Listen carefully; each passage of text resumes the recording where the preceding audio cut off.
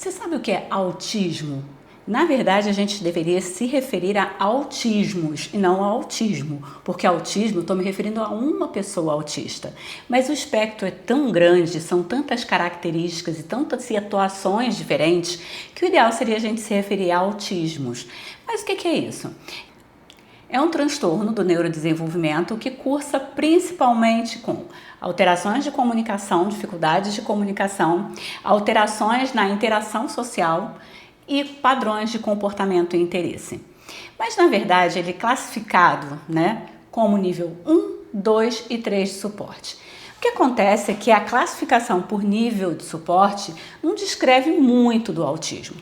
A gente conhece autistas nível 1, nível 2 ou nível 3 de suporte com diferentes comorbidades. E, na verdade, o que realmente impacta no dia a dia do autismo são essas comorbidades.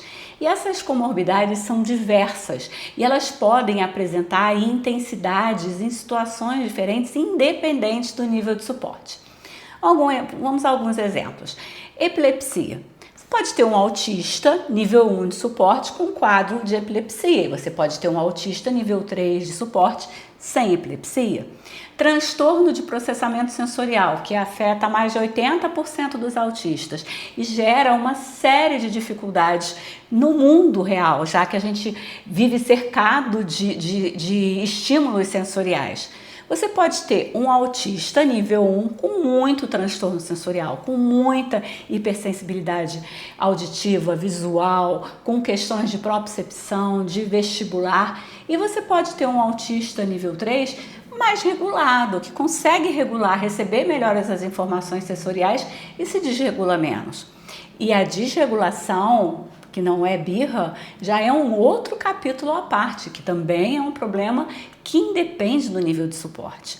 Outros problemas, outras comorbidades, transtorno gastrointestinal, e é muito comum, eu acredito que 100% dos autistas, e eles têm muita questão, intolerâncias e alergias alimentares, apraxia, e alterações posturais que podem ser decorrentes do transtorno de processamento sensorial. Enfim, há uma série de comorbidades.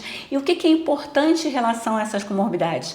Que elas sejam adequadamente investigadas. Então, de forma alguma, você pode aceitar que você, como mãe, leve o seu filho a um médico e ele dê o diagnóstico de autismo, te fale nível de suporte e não investigue essas comorbidades. Porque, na verdade, o tratamento do autismo é, de fato, o tratamento dessas comorbidades. Não existe um remédio para tratar autismo. Não existe um antipsicótico que vai tratar autismo. Você precisa investigar essa criança, avaliar essa criança ou esse adolescente para identificar essas comorbidades para que elas possam ser tratadas. Porque esse transtorno de gastrointestinal, por exemplo, pode levar a um caso de dor. E aí, se você não trata, como é que você quer uma criança, um aluno, um filho regulado se ele está com constante dor?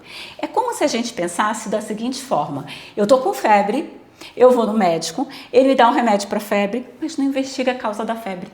Então, a gente não está tratando o que de fato pode ser tratado, porque sem querer romantizar o autismo é basicamente uma alteração de comunicação, de interação social e nos padrões de comportamento e interesse. E essas alterações podem levar a gênios. Porque você pode, com questões de comunicação, que aí realmente vai classificar principalmente os níveis de suporte, mas você pode ter problemas de interação sensorial e esses padrões de comportamento restritivo às vezes, mas às vezes muito focados em atividades, algumas atividades que fazem com que as pessoas sejam simplesmente geniais. E a gente tem vários nomes na comunidade aí.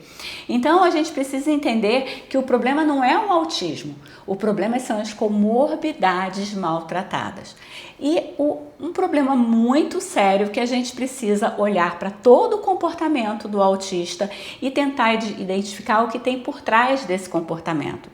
Quando a gente fala em comunicação, por exemplo, a gente fala de um menino que não consegue, um aluno, uma menina, enfim, que não consegue expressar o que ela está sentindo, o que ele quer, quais as vontades, ele não consegue se comunicar. Então, como que ele vai chegar ao que ele quer? Ele vai fazer isso através do comportamento. Imagina se você não consegue dizer que você está desconfortável, por exemplo, na sala de aula, que aquele barulho está te irritando. O que você vai fazer? Você vai começar a gritar, que aí vão te tirar daquele ambiente. E aí esse comportamento acaba mascarando uma hipersensibilidade auditiva, por exemplo, acaba mascarando uma dor. A doutora Simone Pires, há pouco tempo, me compartilhou um caso de uma menina, um rapaz, que toda vez que ele ia para a escola, ele batia no motorista do carro. E eles foram investigar e identificaram uma úlcera tão complicada, tão gástrica, num estado tão complicado, que quando andava no carro e o movimento do carro fazia com que ele sentisse dor. E aí quem estava causando? O motorista. E olha, por trás disso, imagina um médico que não identifique essas comorbidades, não investigue o que está de fato acontecendo com esse autismo e é passar um antipsicótico para dor de estômago. E é o que a gente mais vê. Então, o meu apelo aqui é para médicos: investiguem o que está por trás do comportamento, investiguem as comorbidades do autismo, porque elas são mais do que documentadas. Já existem vários trabalhos. Investiguem essas comorbidades para que a gente possa dar o tratamento certo para o autismo e para as comorbidades do autismo. E pais, mães, não aceitem diagnóstico com nível de suporte sem investigação de comorbidade, porque você não está fazendo nada por essa criança diante dessa situação. Gostou do vídeo? Se inscreve aqui no canal, porque a gente traz mais conteúdos polêmicos, mas baseado em ciência e para a gente abrir os olhos em relação ao que de fato precisa ser tratado e considerado em relação aos autistas.